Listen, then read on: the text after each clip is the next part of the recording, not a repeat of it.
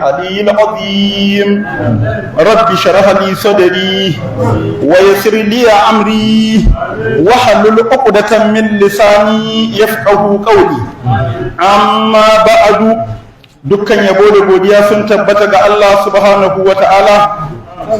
Tsiran Allah da amincin Allah su ƙara tabbata ga shugabanmu annabi Muhammadu sallallahu alaihi wasallam. Insha Allahu a wannan marece na Lahadi 12 ga watan Ramadan, hijiran annabi sallallahu alaihi wasallam shekara ta 1447. Za mu ci gaba daga inda muka tsaya a tafsirin suratul hajji. A yau za mu tashi aya ta 26 zuwa inda Allah subhanahu wa ta'ala ya kaddara za mu kai. Muna roƙon Allah subhanahu wa ta'ala ya haskaka al'amuranmu da albarkar wannan littafi na alƙur'ani.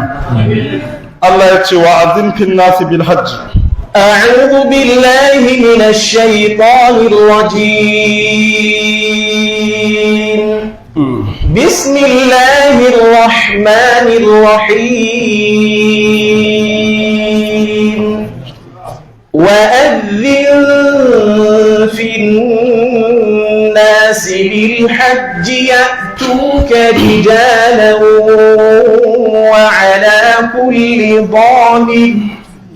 وعلى كل ضامر يأتين من كل فج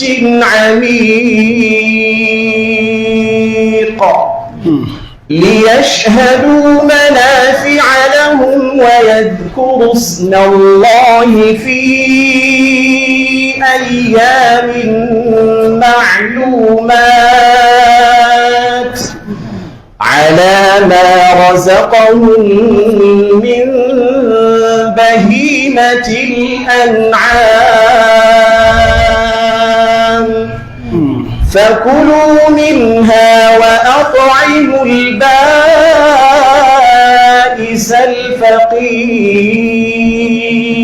الفقير ثم ليقضوا تفثهم وليوفوا نذورهم وليطوفوا بالبيت العتيق. بارك الله فيك. Allah subhanahu wa ta'ala sai ya ci gaba yana gaya wa annabi Ibrahim alaihi salam, ya ce wa azin fin nasi, kai kira ga mutane bil hajji su zo su yi aikin hajji. Fanada ala jabal abi qubais, sai ya kira akan wani dutse da ake ce ma jabal abi qubais, ya ayyuhan nasu, ya ku mutane, inna rabbakum bana baitan, haƙiƙa ubangijinku ya gina ɗaki wa aujaba alaikumul hajj ilayhi, kuma ya wajabta muku aikin hajji a cikin wannan ɗakin. Fa ajibu rabbakum, ku karɓa ma ubangijinku. Waltafata bi wajhihi yaminan wa shimala, ya waiwaya hagunninsa da damansa, wa sharqan wa garban, ya sake juyawa gabacin duniya da yammaci. fa ajabahu kullu man kataba lahu an yahujja min asalabir rijali wa arhamil ummahat, wanda Allah ya kaddara zai karba to ya karba ko da mutum yana cikin tsotson mahaifiyansa. Labbaika Allahumma labbaika shine karbawa bayan wani karbawa ya Allah. Wa jawabul amri, jawabi na al'amari da aka ce wa azim shine ya atuka rijala, mazaje za su zo maka mushatan, suna masu tafiya da ƙafa, shine jam'u rajulin, ka qa'imin wa qiyami. Kama a ce maka da aka ce ya tuka rijalan, ai ana nufi rijalan mushatan, za su zo suna masu tafiya ƙasa wa qa'iman wa qiyama, ga wasu kuma tsaye kuma suna tsaye. Wa rukuban, wasu kuma suna saman dabbobi, ala kulli damirin, za su zo bisa ga dukkan mai ɗanin ciki, kamar ita ce raƙuma kenan. Ai ba'irin mahzul wa huwa yudlaqu ala dhakari wal untha, da aka ce ala kulli damir, wato taguwa ce kakkarfa wanda ake idlaqin ta akan mace taguwa da kuma namijin taguwa, wato na macen taguwa da kuma wato mace da namiji, shine ma'anan ummahat. su ma za su karɓa. Na'am, wal unsa yatina min kulli fajjin amik, ai suna zuwa abdawamir himla ala ma'ana, suna zuwa maka ya kai annabin Allah min kulli fajjin ami, daga dukkan sasanin duniya mai tsananin nisa, dariqun ba'id, hanya manisanci. In sun zo aikin hajji me zai kawo su? Sai Allah ya ce li yashhadu manafi alahu, dan su halarci amfanoni da suke ga aikin hajji. Fi duniya bit tijara, amfani na duniya da kasuwanci. Aw fil akhirati fihima aqwal, in kuma amfanin lahira shine samun aljanna. Allah ka bamu. Malai ce aqwalun, akwai maganganu da yawa zamu zo mu tattauna maganganun mu. Wa yadhkurullahi fi ayyamin ma'lumat, ku ambaci Allah a cikin wasu kwanaki sanannu. Ayyamin ma'lumat ana nufin 10 Zulhijja, watan 10 ga watan Zulhijja, aw yawma arfa ko ranar arfa, aw yawman nahr ko ranar suka, ila akhir ayyamit tashrik, har zuwa da karshen kwanaki na hasken wata. A qawan shi ma akwai zantutuka zamu zo mu tattauna akai. Alama razaqahum min bahimatil an'am, bisa ga abinda muka azurta su da shi na daga dabbobin ni'ima. Al-ibil, akwai raƙuma ko raƙumi, wal baqar da saniya, wal ganam da ganam, waɗannan duk ismul jinsi ne. In muka ci al-ibil, kowane irin raƙumi ya shiga ciki. In mun ci al-baqar, kowace irin nau'in kalan sa ta shiga ciki. Wal ganam, awaki da tumaki sun shiga ciki. Allati tanhar fi yawmil eid, wanda ake sokewa a ranar idi, in kana ma yunhar, in ya zama abinda ake sukan ne.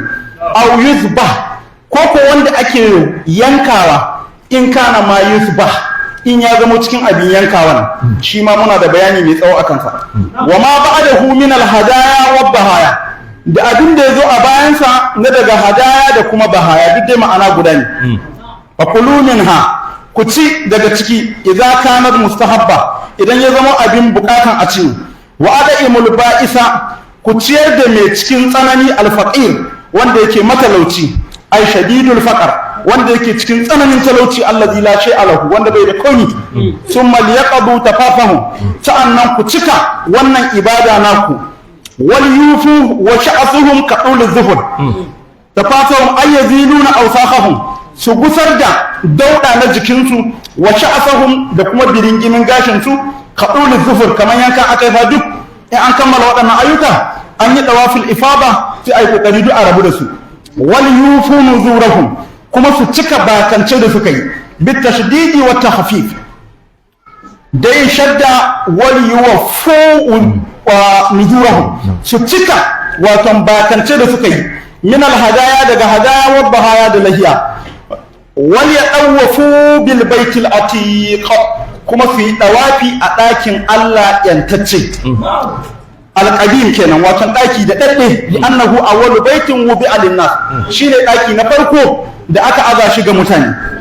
Na'am. To waɗannan ayoyi sun ɗebo mana maganganu masu yawa. Malaman tafsiri sun faɗi maganganu a kansu saboda abubuwa ne da suke gudana waƙi'iyan. Abin da ya shafi aikin hajji duk shekara, abin da ya shafi sallah kullum ana yi, abin da ya shafi azumi duk shekara, abin da ya shafi zakka in na kuɗi ne shi ma duk shekara, da sauran al'amura. To za ga kullum suna yawan maimaituwa a cikin alkur'ani, kuma duk lokacin da abu ya maimaitu wajibi ne a tsaya a maimaita shi. Wannan aya da muka karanta ta farko, wa azinfin nasi bil hajj, umarni ne Allah ya yi wa annabinsa annabi Ibrahim halilullah.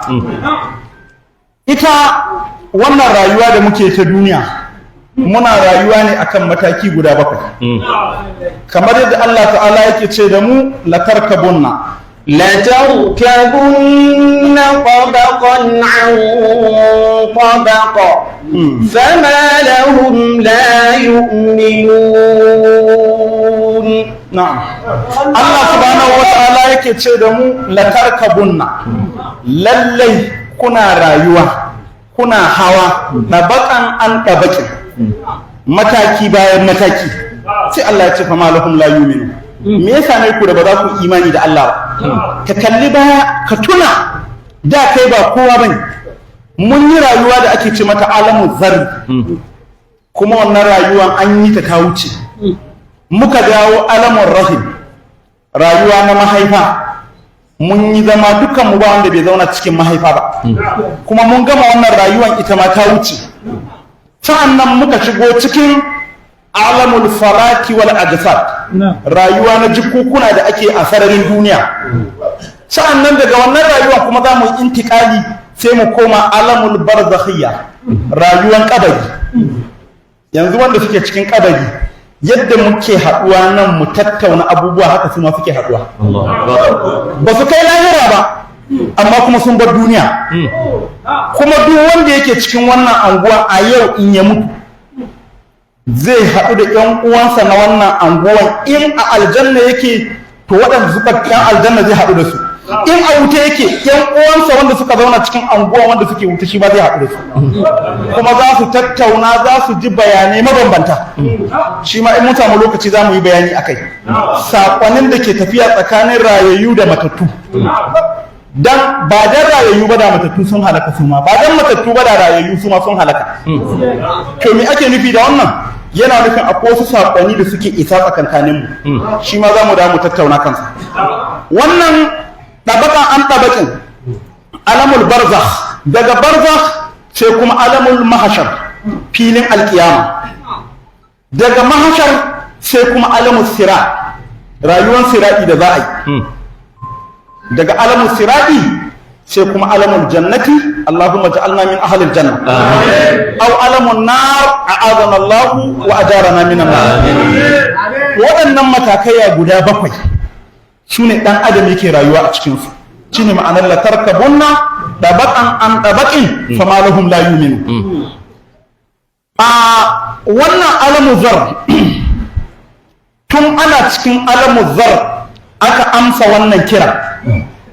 Lokacin da annabin Allah, annabi Ibrahimu Halilullah, ya kammala gina ɗakin Ka'aba, jiya mun ji irin yadda ya isko ɗakin da kuma bayanan da malamai suka yi cewa da aka yi ruwan tufana Allah ya ɗauke ɗakin a mai da shi sama. Wakilai suka ce ɗakin ya ruguje. To annabi Ibrahim dai a takaice shine ya zo ya gina shi, sai Allah yake ce da mu wa idh yarfa'u Ibrahimul qawa'ida min al-bayt. Ka tuna musu lokacin da annabi Ibrahim ya ɗaga shika-shikan wannan ɗakin wa Isma'il da ɗansa annabi Isma'il. Bayan sun gama aiki gaba ɗaya sai suka yi addu'a rabbana taqabbal minna innaka antas samiul alim.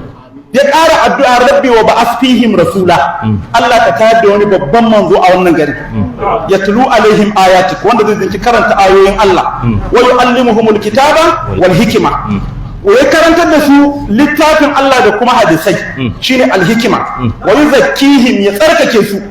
To wannan annabin, shi annabi Ibrahim alaihi salam, shine wanda ya yi wannan addu'a, kuma Allah ya karbi addu'ansa. Bayan ya kammala gina ɗakin Kaaba, ya yi wannan addu'a, sai Ubangiji subhanahu wata'ala ya umurce shi. In ba kuma ce ba, ajiye mun ce wajen gaba ɗaya dajin Allah ne. Babu kowa, ba komi, ba gonakin wasu bane, ba kaza bane, a'a wuri ne kawai tsagoron daji. Sai annabi Ibrahim bayan ya gina ɗakin, sai Allah ya ce da shi, ka yi kira ya kai annabin Allah, ka yi kira ya kai annabi Ibrahim. Ya ce Allah akan me zan yi kira? Sai Allah ya ce ala jabal abi qubais, akan wannan dutsen na abi qubais. Dutsen yana nan wajen sa'ayi tsakanin Safa da Marwa, in ka daga kanka za ka hango shi. Sai Allah ya umarci annabi Ibrahim ya hau wannan dutsen ya yi kira ga mutane su zo su yi aikin hajji. Sai ce ya Ubangiji, wannan Makka dajin Allah ne, ta yaya za a yi ina nan in yi kira cikin wannan dajin ko mutane su ji? Allah ya ce ka yi kiran mu za mu ji da wanda muka so mu ji da shi. Shi kenan sai ya hau dutsen sai ya ce ayyuhan nas inna rabbakum bana baitan wa aujaba alaikumul hajj ilayhi fa ajibu rabbakum. Ubangijinku ya gina muku ɗaki, ya wajabta muku aikin hajji a wannan ɗakin, ku karɓa ma Ubangiji kiransa. Waltafata bi wajhihi yaminan wa shimalan wa sharqan wa garban, ya juya gabas da yamma, kudu da arewa, yayi wannan kira ko ina. To fa ajabahu kullu man kataba lahu an yahudda min athlabir rijali wa arhamil ummahat. Sai Allah subhanahu wata'ala sai ya kaddara wanda duk Allah madaukakin sarki ya nufa zai je yayi aikin hajji a wannan ɗakin, to a lokacin ya karba. Malamai suka ce wanda ya karba sau ɗaya to zai yi hajji ɗaya, wanda ya karba sau biyu, wannan fa ana cikin tsotso, ana cikin alamun rahim, wanda ya karba sau biyu zai yi hajji biyu, wanda ya karba sau uku zai yi hajji uku. In so 100 ka karba sai kai hajji 100 ka bar duniya. Wata rana muke tambayar malam hajjin ka nawa? Yace daga 42 ya bar lissafi. Ba fa umra ba, a aikin hajji daga 42 shi ya mamance da lissafi. Allahu akbar. Kaji bayan Allah. Akwai shekara ɗaya da ya umra 6. Shekara ɗaya. To kaga in Allah ya kaddaci ka amsa, to za ka amsa. Za ka amsa. Gwargwadon amsa wanda kai gwargwadon yadda za ka yi zai saba da maro a ƙasa. Akwai wanda ya rayu a Makka, ya mutu a Makka, har ya mutu bai taɓa ganin ɗakin Ka'aba ba. Yanzu in ka je matasansu da yawa za ka ce musu kun san haramai ne, za su ce la ba mu sani ba. Amma duk ƴan ƙwallon duniya sun san sunansu. Kaga wannan akwai ban mamaki. Wannan akwai ban mamaki. Akwai wani malami cikin malamanmu na Najeriya a Madina, sai gidan da ya sauka, sai yaron gidan ya zo ya jawo shi a mota suna tafiya. Sai ke ce masa, wai ka san wani mutum dan kwallo a Kano, ko me ake ce masa? Ahmad Musa. Ka san Ahmad Musa? Yace na san shi. Na san shi kwarai da gaske. Yace da Allah in ka je Najeriya ina gaida shi. Sai ce kai kuma ka san haramin Makka da Madina? Yace wallahi ba sani ba. Kuma ya rakan Madina. Yace wallahi shi bai taba zuwa Raula. Taba zuwa harami ba ruwan sa. Subhanallah. Kaga wannan abin akwai al'ajabi ciki.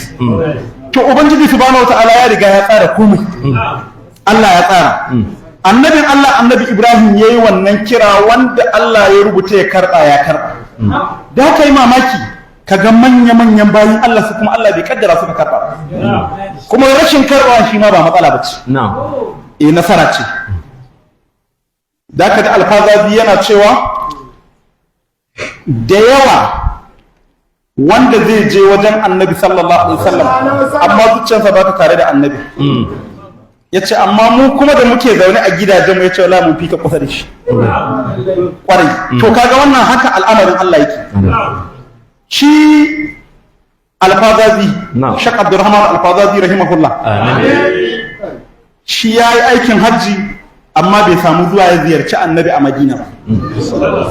Kuma Allah ne ya rubuta ba zai je ziyaran ba, shi yasa bai tafi ba. Da shi da Malam Hassan wanda ya rubuta Wuturiya, shi ma Allah bai kaddarce shi da zuwa ziyarar manzon Allah sallallahu alaihi wasallam.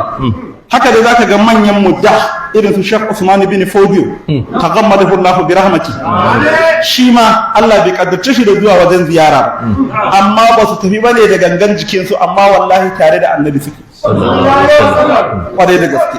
Dama da yake ce maka dunu wa ifa'in, ce la dunu wa masafati. Ai akwai kusanci na zaɓi ba kusanci na jiki ba. Yanzu akwai wanda zai zama abokinka ne, kai na anguwan kake, amma abokin naka yana can damɓa. Inda za a zo a bincika ga makwabcinka na gida ga gida, a ce wa yake kusa da wani, sai a ce wani, amma fa damɓa yake. Amma ga wanda gidaje suke kurkusa, amma ba su da labarin abin da kake ciki. Amma shi wancan yana da bayanin halin da kake ciki. Kaga ce yake nuna maka dunu wa ifa'in la dunu wa masafati. Wato kusanci ne na abin nan din soyayya da kauna. To kuma wannan shine hakikanin kusanci. Allah ka ba mu kusanci da Allah da manzon Allah.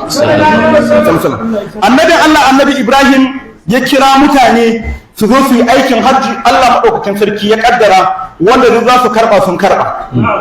To shi wannan aikin hajjin yana da mataki guda 3. Muna da kirani, muna da ifradi, muna da tamattu'i.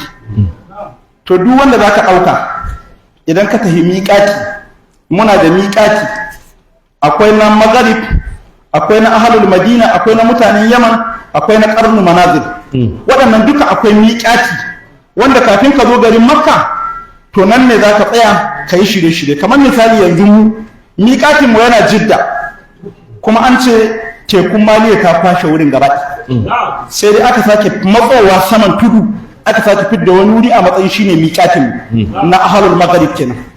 To amma sai muka ga iyayenmu gaba ɗaya da malamanmu in suka tashi tafiya makka ba ruwansu da miƙatinmu na jidda, gaba ɗaya madina suke zuwa can zulhulaifa, ihlaluhum min haifi ihlalin nabi, inda annabi ya harma a can suke harma.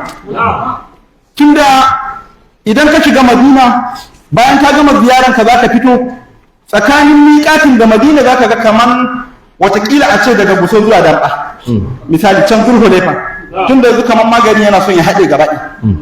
To da an zo zulhulaifa to niyya za ka shiga ka yi wanka, idan ka yi wanka za ka sa harami, idan ka sa harami niyyanka zai tabbatar maka me kake yi. Idan za ka yi ifradi shine kawai za ka ɗaura nawaitul hajja wa ahramtu bihi lillahi ta'ala. Idan za ka yi kirani to za ka ɗaura nawaitul umrata wal hajja wa ahramtu bihi ma lillahi ta'ala. Idan kuma tamattu'i za ka yi to za ka ɗauki nawaitul umrata kawai, sai ayyamul hajji sun cika a can a makka, daga nan kai kuma sai ka ɗora sai ka ci gaba, tunda makka gaba ɗaya miƙati ne. To daga nan wajen harmanka shi zai nuna mana wani aiki za ka yi cikin hajji, ifradi ko tamattu'i ko kirani. To idan ka gama wannan za ka yi nafila, wato kafin ka yi niyya za ka yi nafila raka'a biyu in lokacin ya halatta a yi nafila. Idan ka yi nafila raka'a biyu to daga nan za ka ɗaura niyya, shi ake ce ma harma. Wakila shi kuma niyya kawai za a ce an yi niyya. To idan ka yi niyya yanzu sai ka zo kuma ka hau mota, in dai kan mota kake, ko ka hau dabba in kan dabba kake, ko ƙasa in ƙasa kake, ana nufin dai da ka hau siddin mota ka daidaice to ba shi da za ka yi ba, sai ka ce labbaika Allahumma labbaika labbaika la sharika laka labbaik innal hamda wan ni'mata laka wal mulk la sharika lak. Abinda kace labbaika Allahumma labbaika, mun karba maka ya Allah kiran da ka sa annabi Ibrahim yayi, to Allah mun karba wannan kiran shine labbaika Allahumma labbaika labbaika la sharika laka, Allah mun karbawa bayan karbawa, la sharika laka, babu abokin tarayya gare ka. Innal hamda, hakika yabo wannan ni'amata da ni'ima laka ya tabbata gare ka, wal mulku da mulki duka suna gare ka ya Allah.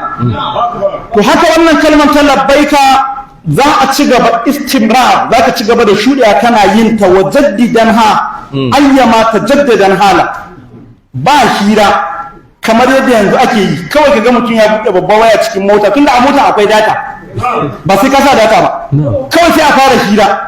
Ana tafiya ka ɗauko harma, a madadin mutum ya ci gaba da shagaltuwa da irin waɗannan abubuwa, kawai sai ya dawo sai ya kama hirace gasuwa ne can ci a shi ne mai ibn akir ce ko da ka hango su yan uwanka, a madadin kai musu magana sai dai ka ce labbaik Allahumma labbaik, shine ma'anan wajaddidan ha ayyama tajaddadan hala.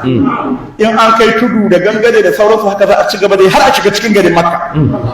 To ala ayyi hal wannan aiki ne mai muhimmanci, aikin hajji, kuma ubangiji subhanahu wata'ala Allahu akbar, Allah shine Allah da yace ma annabi Ibrahim wa aduntin nasi bil hajji, kawai Allah da kansa yace ya tuka rijala, mazaje za su yi ta zuwa da aka kawo ya tuka akan siga na lamiri na fi'ili mubari, wato aikin ba zai yanke ba har ila yawmil qiyamah.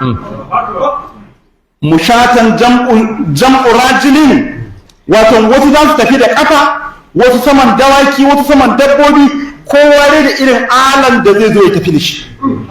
Allah ya ce ya tina min kulli fajjin ami, za su zo maka daga dukkan sassanin duniya da tsananin nisa. Wannan in ka tafi Makka za ka sha mamaki. Wani in ka je gaya maka sunan kasansu, wallahi baka taba jin sunan kasan ba, baka taba ji ba.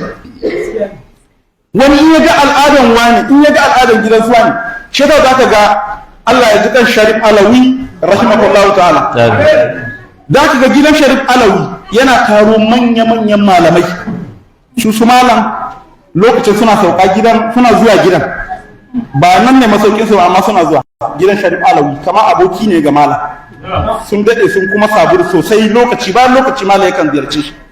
To in aka tafi gidan kamar yadda malam ya ce mana a wancan lokacin duniya tana zaune lafiya, za su haɗu da kararran malamai na duniya kuma a zauna a amfanar da juna, kowa abinda Allah ya hore masa na ma'aluma sai ya amfanar da wasu da addu'o'i muhimmai, wane ya taimaka mu wasu wane da su wane da fatawoyi da sauran al'amura mabambanta. To lokacin duniya tana zaune lafiya. To a yau kuma al'amura gashi nan tabayyanatil ahwalu wal maqsidur rabb. Ƙungiyoyi sun yi daban-daban kuma kowa ka taba sai ce maka shine na Allah. Muna roƙo Allah ya kawo mana saukin wannan al'amari. Allah ya kawo mana sauki.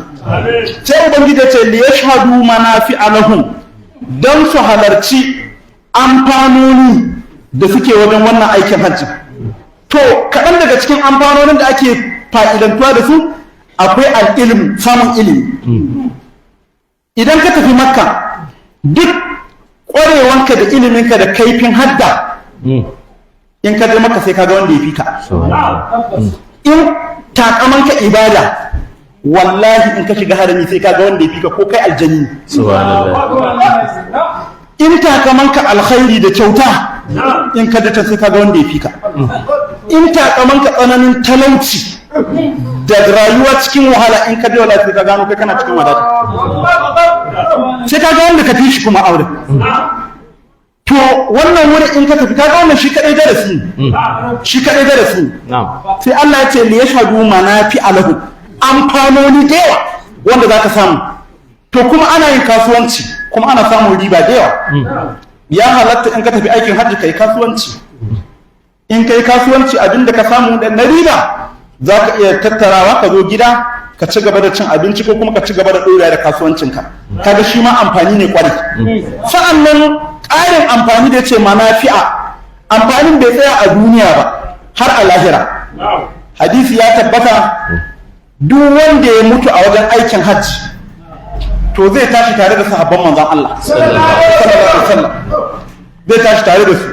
Wakila aka ce duk wanda ya mutu a wajen aikin hajji zai tashi tare da shahidai, duk dai maganan guda ne. To wannan mataki ne na ƙoli. Dalilin haka aka ce duk wanda ya mutu a wurin aikin hajji ko umra, to wannan tufafin nasa da yake da shi na harami, to da shi ake so a yi mai likafani. Kwarai, wannan zannuwan da ake ɗaurawa, ka san ɗaura zanin sai an koya ma mutum. Sai ka ga babban mutum yana faduwa, ka ga mutum yana faduwa ko kuma ka ga ya zauna kawai ya bada koli, bai gane yadda yana abin yake ba, saboda bai iya daura zanyi ba. To daura zanyi ana koya ma mutum. To wannan daurin zanyi ana cikin dawafi ko sa'ayi ko aiki kawai sai mutum yanke jiki ya mutu. To shari'a ta ce ku sa shi da wannan kayan nasa a kai shi makabarta. A kai shi makabarta. Saboda amfanin wurin shine Allah subhanahu wata'ala ya gaya mana aikin hajji yana karkare zunubin da mutum ya yi a tsawon rayuwarsa gara. Bayan haka ka sauke wani farali da Allah maɗaukin sarki ya ɗora maka. Bayan haka mutaba'atul hajjil umra, wanda ya ƙare aikin hajji ya zo ya yi umra, shi kuma yanfil faƙar. Talauci sai dai ka gani a gidan wani, amma Allah ya raba ka da shi. Kaga yanzu ba kowa zai iya ƙare aikin hajji kuma ya dawo ya umra ba, sai ya ga ya gaci. Kawai yanzu shi istidadin sa ya dawo gida, wanda kuma yana da kyau in an gama aikin hajji sai ka daure kuma ka sake yin umra. Saboda shi wanda ya tafi Makka in ba dan Makkan bane, to an fi son ya yawaita yin dawafi akan ya yawaita yin sallar nafila. Yawaita dawafi shi aka fi so a yi, saboda duk duniya ba inda ake dawafi sai Makka. Kuma wannan ɗakin gashi nan kaga an kewaye shi, to ana so in kana dawafin nan kana zinki tunawa falyabudu rabb hadhal bait. Ba ɗakin ake girmamawa ko ake madawafin ba, ubangijin ɗakin ake girmamawa. Ubangijin wannan ɗakin. To a jikin ɗakin akwai wani dutse da ake ce da shi hajarul aswad. Shi wannan hajarul aswad hadisi ya tabbata cewa duk duniya babu wani abu na aljanna wanda yake a cikin duniya sai hajarul aswad. Shi wannan dutse ne daga aljanna. da asalinsa fari ne kan yadda ka san farar ƙasa, amma saboda dauɗa na mutanen jahiliya da zinubai da ake shafawa sai da aka canza ma dutsen suna ya koma hajarul aswad. Kaga sifa kenan, sai aka ba da sifan dutsen yadda yake aswad, dutse baki. To wannan dutsen shine alƙibla da aka haɗa shi da ɗakin Kaaba. In suka haɗu sai su zama alƙibla. In aka raba su to duka ba wanda zai iya zama alƙibla mustaqilli na kansa, sai in suna haɗe. To shi yasa in fitina ta taso aka ture Kaaba aka ɗauki hajarul aswad, to kamar al'umma sun shiga fagauniya yanzu ba inda za su fuskanta su yi sallah. Subhanallah. Can cikin mukhtasar Imam Halil rahimahullah ya ka jana ta ka'an nuqilat nas'alullah as-salamata wal afiya, yana cewa kamar in aka cire ɗakin Kaaba ko aka ɗauki hajarul aswad. Hajarul aswad din nan jama'a dutse ne, amma ba katon dutse bane, a girmansa kwatankwacin kayan raƙumi biyu shine girman dutsen. Girman hajarul aswad kwatankwacin kayan raƙumi guda biyu. To iyakan girmansa kenan. To wannan hajarul aswad akwai wani lokaci, kasan Allah yana kawo lokuta, akwai wani lokaci ana tsakiyar aikin hajji kawai sai ga wani sarki ya gawurta, ana ce masa Hamdanul Lahil Qurmudi, da ya tunkaro ɗakin Kaaba ana tsakiyar aikin hajji sai da ya kashe wanda suke aikin hajji, sai da ya kashe kashi 99 cikin 100. A wata kisa aka ce 97 cikin 100. To mu ɗauki 97 cikin 100, saura nawa? Saura uku. To wannan uku su kaɗai suka tsira gaba ɗaya sai da ya kashe su, wanda suka zo hajji a wannan shekara. Abin mamaki bayan ya gama kisa kuma ya roshe ɗakin Kaaba. Bayan ya roshe ɗakin Kaaba ya umarci dakarunsu suka ɗauke mai hajarul aswad suka tafi da shi. Sai da aka shekara 20 ba a yi aikin hajji ba. Kasan wasu suna cewa wai da aka yi corona an yi shekara guda ba a yi aikin hajji, tun da Allah ya duniya ba a taɓa shekarar da ba a aikin hajji ba sai bana. Kaga saboda shi bai sani ba. Rashin sani ne. Wannan Hamdanul Lahil Qurmudi kafinsa an yi wasu ma'arakat, wasu abubuwa da yawa wanda duk su ma sun faru waƙi'o'i ne, amma za ka ga malamanmu Allah ya musu rahama ba su son ba da irin abubuwan da suka wuce haka, ba su cika damuwa da su ba saboda ba wata fa'ida ciki. To amma da sanin tarihin zai kuma taimaka ma mutum.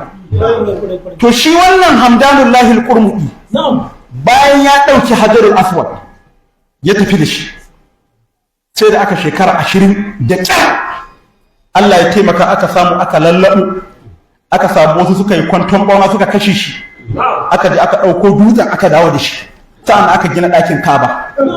Dama in kun ji cikin abin gada ka dace bina'ul lihijjajin su ce wa haza mutamman bana baitu rabbul arshi asharan fa khusuma malaikatullahi kiramun wa adamu wa shisan wa ibrahima summa amaliku qusayyun quraishun qabla hadaini jurhum wa abdul ilahi bin al-jubair bina kaza bana'ul lihajjajin wa hadha mutammam.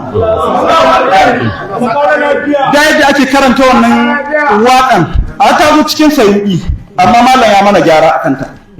Wajen washisan da zaka da an ce wa idrisa ne ake sawa, sai malam ya ce a washisan ne wa ibrahim, haka kuma kisan take.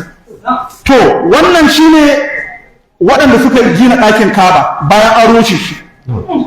To a yanzu Imam Tabari rahimahullahu a ƙarƙashin wannan, Allah ka samu gama lafiya, da Imam Fakhruddin Razi da Imam Al-Qurtubi Allah ya musu rahama, ƙarƙashin wannan ayan ta faɗin Allah ya tina min kulli fajjin amin. Kace to za a sake, akwai yaƙi guda yanzu yana nan tafi, wanda za a rushe ɗakin Kaaba. Idan aka rushe ɗakin Kaaba shikenan kuma daga wannan yakin an ce sai a jira tashin alkiyama. Kuma yakin ga isharori da masana suke yi ana ganin wallahi lokacin ya zo gab, saura kirit. Abu na biyu, yana da muhimmanci mu kalli irin waɗannan ma'arakat, mu kalli irin waɗannan abubuwa da suke faruwa a yau. muna sane da halin da ƙasar Iran take ciki. A jiya mun tashi nan tafsiri ana ta tambaba an kashe Ayatollah, wasu ce ba a kashe shi ba, sai ga shi tun da asuba jaridun Iran da kuma talabijin ɗinsu sun fito ƙarara sun faɗi cewa tabbas an kashe shi. Amma kuma lokacin da aka yi shelan an kashe shi da farko ba a kashe shi ba. A hare-haren da suka kai na daren jiya a cikin waɗannan hare-haren ne suka kashe shi. Kuma suka kashe surukinsa da kuma shugaban kwamandan sojoji na juyin juya hali na ƙasar Iran. Da dai wasu manya an kashe mutane sun fi 20 waɗannan manya ne gaba ɗaya a ƙasa. To wani abin mamaki da shi Ayatollah yake da shi. Kafin a harbo, kafin a yi yakin bai wuce da kwana 3 ba. Kawai an tashi da safe ce to yau zai naɗa ɗansa Muhammadu Mujtaba ya ce kai ne halifa ne. Ya ce wannan yakin da za a yi zai tafi da rayuka da yawa. Kai wani ga halifanka in ba ka gawa ne, kai kuma wani sai da ya bi ƙasar gaba ɗaya biyu ya tsara ta haka. To kaga ya ji a ransa yakin nan ba zai bar shi ba. To kuma ko yaki ya bar shi ko kada ya bar shi malam shekara 88. Ai an sha ruwa. Kaga ce alhamdulillah rayuwa kuma ta yi albarka. Mutum ne mai ban al'ajabi, yana da ban mamaki a rayuwarsa. Yana jin turanci kamar baturi, yana jin larabci kamar balarabi, yana jin faransanci kamar bafaransi, yana jin yarurruka mabambanta. Kuma ya yi rubuce-rubuce a harsuna guda biyu, harshen larabci da kuma harshen iraniyanci. Mutane suna Iran. Mutum ne mujtahidi sosai, mai kokari a cikin al'amura. To iri-irin waɗannan rijal za mu ga tafiya suke kai, suna ta tafiya. To abinda za mu dawo mu diba wannan yakin, idan ba ku mance ba, a bayanan da muka yi na sabuwar shekara mun faɗi za a yi yakin nan ko ba mu faɗi ba? Muka ce muku za a yi yaƙi gabas ta tsakiya kuma za a zubar da jinin da an daɗe ba a irin wannan yakin. Wannan mun faɗi isharatan bisa ga bincike na shekara-shekara sun nuna wannan al'amarin zai tabbata. Kuma ya nuna bincikenmu na wannan shekarar ya nuna larabawa za su minahici 'yan uwansu kuma za a zubar da jini kamar markar ruwan sama. To wallahi wannan abin da muka gani kaga isharatan ne. Yau ga abin ya faru, mun gaya muku abin da zai faru a Najeriya, abin da zai faru a jihohinmu na Arewa, Zamfara, Sokoto, Kebbi da ina duk ga abubuwan mun gaya muku har inda ba a bandis abin zai kai irin su Bauchi kaza. To yanzu kun tuga abin da ke faru. Duk waɗannan abubuwan ilimi ne kuma magabata sun yi amfani da shi. Matsalan da muka samu mun ƙaurace ma ilimin ne sai muka dawo muna jahiltan abin, domin al'insanu aduwu ma jahil. Shi mutum inda ya jahilci abu sai daga yana ta faɗa da abin, kuma hauka ne. Ko mu yi amfani da wannan ilimi ko kar mu yi da shi, duniya tana amfani da shi kuma kai kana binta. Da wannan ilimi na technology ba abin da ba a samu. Kuma ilimi ne da aka same shi cikin alkur'ani, ilimi ne da aka same shi daga annabawa. To kuma yau ga al'amura suna ta caccanzawa. Annabi sallallahu alaihi wasallam lokacin da aya ta sauka faɗin Allah wa a'iddu lahum mastata'tum min quwwa wa a'iddu lahum mastata'tum min quwwatin wa min ribatil khayl ترهبون به عدو الله وعدوكم. بارك الله فيك. الله تعالى yake gaya mana wa a'iddu lahum mastata'tum min quwwa, ku yi tanadi ma waɗannan kafiran gwargwadon abinda kuke da shi na ƙarfi. Sai Abdullahi na Abu zai ce alquwa, sai ce a menene arram, yace ƙarfin nan ana nufin arram, iya harbi, a samu kayan harbi kuma a iya harbin. To in muka kalla waɗannan tanade-tanaden ƙasashen musulmi duk sun yi sakaci ba su da shi. Jama'a ƙasashen musulmi a duniya guda nawa ne? Ƙasashen musulmi a cikin majalisar ɗinkin duniya ƙasashen musulmi ƙwara nawa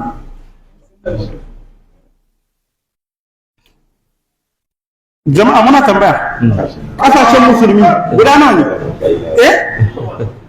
ƙasashen musulmi 54 kaga wanda ya ce da bakwai ya yi ƙoƙari kwarai da gaske ya yi don shi ƙara mu ya gaba bai dawo da mu baya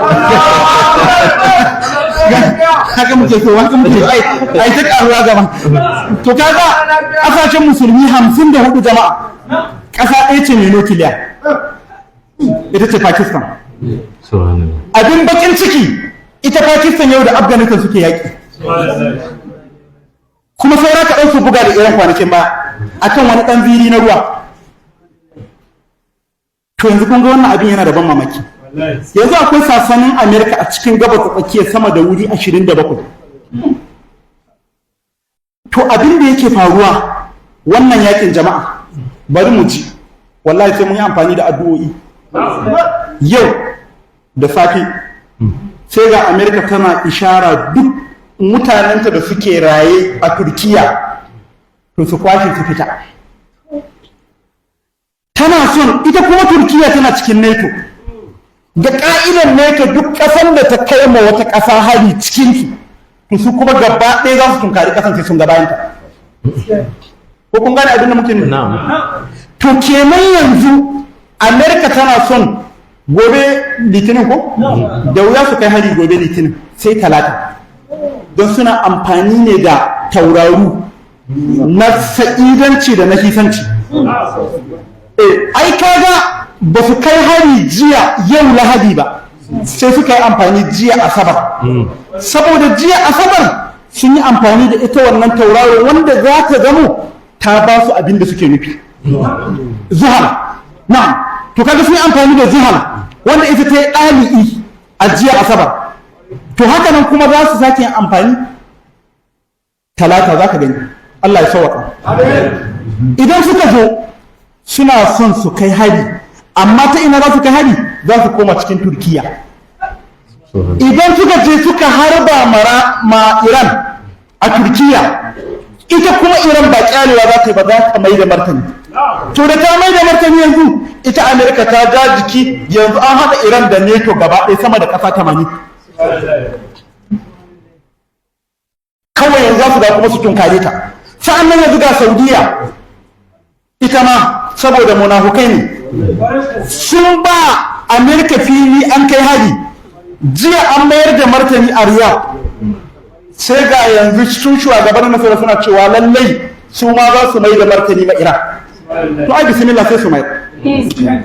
Sa'an nan ga Oman ga Qatar ga Dubai ga Kuwait ga sunan ne waɗanda duk ana ta kan barin wuta an kwana an yi ni yanzu haka magana da muke cikin lugudan wuta ake. To shi wannan yakin masana suna ta nazari a kansa. Watakila ya zama shi da yakin duniya na uku. Watakila kuma Allah ya kawo mana ruhusa ya kawo sauki Allah ya takaita abin. To amma abu na ƙarshe da nake so in gaya mana shi ne wallahi sun matallahi mu tashi tsaye mu taimaki ƙasar Iran da addu'a. Kun ga wannan yakin wallahi da an gama da Iran to za a sake dawowa kuma wata ƙasan da ba Iran ɗin ba haka za a yi ta musulmi ɗauki ɗaiɗai. Yanzu dai kuna kallo da aka mai da mutanen Libya 'yan gudun hijira, aka mai da mutanen Sudan 'yan gudun hijira, kuma shi ne aka yunkuro mu ma a mai da mu 'yan gudun hijira amma wa ya ballahu illa an yutimma nurahu. Allah maɗaukakin sarki ya ƙi yadda abin ya tabbata. To yanzu dole a tashi tsaye da addu'a. Yanzu wanda suka tafi umra suna buƙatar addu'a mu. Dan in an mallaki kwanaki ba a samu takaita al'amarin na ba sai su koma duk bara za su yi ta yi. Bara za a kore ku a hotel ɗin da kuke cike ka koma bakin titi kake kwana. Haji abin da zai faru kenan. Ga kuma sojojin Amerika sun fara shigowa Najeriya ƙwarai da gaske. Shi ma na Najeriya ai muna da bayani mai tsawo kansa da yake ba mu son mu shar muku da hankali. Ko ai bayani. daga irin wannan ba mu bukata haka. Muna fatan dai Allah ya murkushe mana su, Allah ka mana maganin su, Allah ka kawo mana ƙarshen Amerika, Allah ka kawo ƙarshen Isra'ila, Allah ka dammare mana su.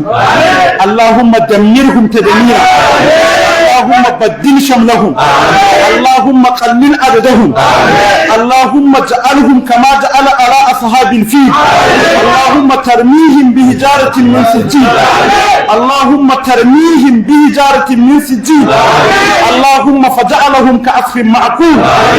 Ya Allah, waɗannan bayi ba su gagare ka ba. Allah ka murkushe daular Namaruzi da Kan'an, Allah ka ragargaza daular Fir'auna, Allah ka ragargaza duwal mabambanta wanda suka bi Allah da wanda ba su bi Allah ba, sun koma tarihi a bayan ƙasa. To Allah, Amerika ba bakin komi take ba gare ka. Albarkan wannan littafi na Alƙur'ani, Allah ka kawo mana ƙarshen. Ya Ubangiji ka tarwatsa Amerika, Allah duk masu taimakon su Allah ka tarwatsa su, Allah ka taimaki ƙasar Iran, Allah ka taimaki shugabanninsu, Allah ka sa wannan kisa na Ayatullahi ya zama sanadi na haɗin kan ƙasa. Allah maɗaukakin sarki ka taimaka mana. Allah yadda ka taimaki Annabi Muhammadu a yakin Badar 17 ga watan Ramadan, Allah ka kafa tarihi a duniya wanda kuma tarihin ba zai bushe ba. To Ubangiji ka kafa mana wannan tarihi a wannan wata. Allah ka sa Iran duk da rauninta, Ubangiji ka sa ta tarwatsa waɗannan kafirai. Allah kuma alƙawarin ka gaskiya ne. Ka ce in an nemi taimako za ka ba da taimako. To Allah, muna roƙonka, muna cikin buƙatar taimako. Ubangiji Allah ka taimaka mana, Allah ka tausaya mana, Allah ka zaunar da mu lafiya. Mu ma da muke nan muna cikin halin tsoro da razana, Allah masu tayar mana da hankali, Allah ka tayar musu da hankali. Ya Allah, masu bi suna ɗauke mu gidaddaji, Allah ba su fi ƙarfin ka ba, Allah ka murkushe su. Masu ɗaure musu gindi, Allah ka jefo musu balbalin bala'i, Allah ka hana su ci da sha, Allah ka hana su zaman lafiya, Allah ka hana su walwala. Allah, duk wanda bai tausaya musulmi ba, Allah karka tausaya masa. Duk wanda bai jikan al'umma ba, Allah karka jikan sa. Allah ka kawo mana mafita, Allah ka tausaya mu halin da muke ciki, Allah ka kawo mana ɗauki. Ya Rabbi, in azumat zunubi kasratan wa laqad alimtu bi anna afwaka azam, ka rabbi kama amarta tabarru'an, ya raddatta yadi faman za yarhamu, in kana la yarjuka illa muhsinan, man alladhi yarju musii'ul mujrim, ali ilayka wasilatun illa raja, wa jamilu dhanni thumma inni muslimun, ya hayyu ya qayyum ya man kullama nadahu mutarran ajaba du'a, la hawla wa la quwwata illa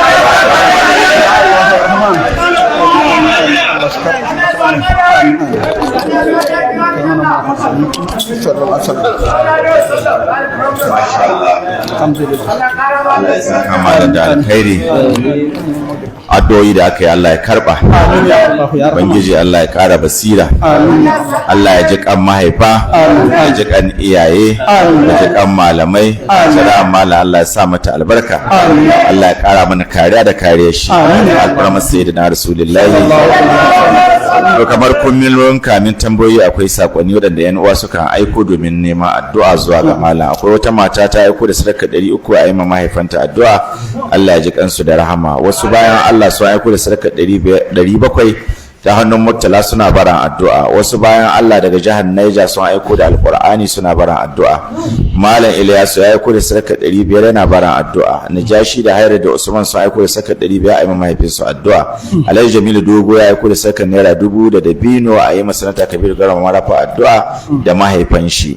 Mustapha da Usman sun aiko da saka 500 a yi ma mahaifinsu addu'a, Allah ya ji kanshi, Allah ya yi mashi buɗi a cikin kasuwancin shi. Bagobiri mai magani ya aiko da magani da shi da matarsa suna barin addu'a ga mahaifansu. Wata boyar Allah ta aiko da sadakar naira 500 tana barin addu'a. Wani bawan Allah ya aiko da sadakar naira 1000 na barin addu'a akan ciwon da yake damunsa. Wani bawan Allah ya aiko da sadakar naira 1000 na barin addu'a akan rashin lafiyar da ke yawan damunsa. Lokaci bayan lokaci Allah ya yi masa. Wani bawan Allah ya aiko da sadakar naira 1000 na barin addu'a. Wani bawan Allah ya ba da sadakar naira 200 shi ma yana barin addu'a. Wata mata ta aiko da sadakar naira 100 tana barin addu'a, Allah ya ba ta lafiya, shirya mata diyanta. Wata mata ta aiko da dabino da ruwa tana barin addu'a game da macen su Allah ya ji kanshi da rahama. Wani bawan Allah ya aiko da aswaki yana bara addu'a. Wata mata ta aiko da 200 a yi ma mahaifanta addu'a Allah ya ji kansu da rahama. Injina ya aiko da 500 yana bara addu'a. Bilamina ya aiko da fiya wuta leda 15 yana bara addu'a. Wata mata ta daga Janyau ta aiko da naira 500 a yi ma ɗiyanta addu'a, 500 a yi ma ta addu'a. 500 ka ci 500 naira 500 to ka sai lalle ne kartu Allah ya kawo su. Akwai baki da suka zo daga Kembarawa da Jauri, muna fata Allah mai da su gida lafiya. Malam Sa'adu Janyo ya bada sadakar 500 yana bara addu'a ga mahaifansa, Allah ya ji kansu da rahama. Wani bawan Allah ya aiko da sadakar 200 yana bara addu'a akan kasuwancinsa. Malam Shanwelo ya bada sadakar 1500 yana bara addu'a ga mahaifiyarsa, 500 yana bara addu'a ga mahaifinsa, 500 yana bara addu'a kansa, Allah ya biya masa bukatunsa. Amina Abubakar ta aiko da sadakar Alkur'ani tana bara addu'a ga mahaifinta da kuma ɗanta da ya samu rauni da sauran bukatunta, Allah ya biya mata. Abubakar Muhammad ya aiko da sadakar naira 500 yana bara addu'a ga zannan Bungudu. Alhaji Siraja mai kemis ya aiko da sadakar 500 yana bara addu'a, Allah ya biya mai da bukatun shi. Dr. Salisu Talhat ya zawo ya aiko da sadakar 500 yana bara addu'a, Allah ya biya mai da bukatun shi. Dr. Aminu mai kemis Janyo ya aiko da sadakar 500 yana bara addu'a, Allah ya biya mai da bukatun shi. Saratu ta aiko da 500 tana bara addu'a, Allah ya dawo da diyanta lafiya. Alhaji Mai Dabo ya aiko da sadakar naira 1000 yana bara addu'a. Wata mata ta aiko da sadakar 200 tana bara addu'a ga mahaifanta. Wani bawan Allah ya aiko da sadakar naira 500 yana bara addu'a. Malam Nasiru Mai Zabura ya ba da sadakar naira 1000 yana bara addu'a ga mahaifansa. Wannan kuma ya ce assalamu alaikum malam, ga sadakar naira 1500 ina bara addu'a ga mahaifiyina, 500 yana bara addu'a akan kasuwanci ne, Allah ya masa albarka. Sai tambayoyi. Wannan tambaya ta ce salam malam, barka da shan ruwa, don Allah malam ko ya halatta mai sallar farilla ya bi mai nafila sallah? na'am to alhamdulillah muna roƙon Allah subhanahu wata'ala waɗannan bayin Allah da suka yi neman wannan addu'o'i, Allah ubangiji ya biya da waɗannan bukatu da sauran bukatu da aka faɗa da wanda ba a faɗa ba na alkhairai, muna roƙon Allah ya biya su. Waɗanda ba na alkhairai ba kuma Allah ya mai da su na alkhairai. Abinda ake tsoro na damuwa Allah ya kaɗe shi. Wanda suke neman gafara ga iyaye da magabata, muna roƙon Allah ya yafe musu, mu ma ya yafe mana mu magabatan baki ɗaya. Bagobidi mai magani da ya kawo magani kusan duk shekara yana wannan kokari, muna roƙon Allah ya saka mai da alkhairi. Akwai dama da shi Bagobiri da Alhaji Ibrahim Haske da Alhaji Dahiru Bakin Silma, waɗannan suna kokari duk shekara suna aikowa da magunguna, ba wannan cibiyar tamu ɗaya ba da cibiyoyi da yawa. Allah ya saka musu da alkhairi.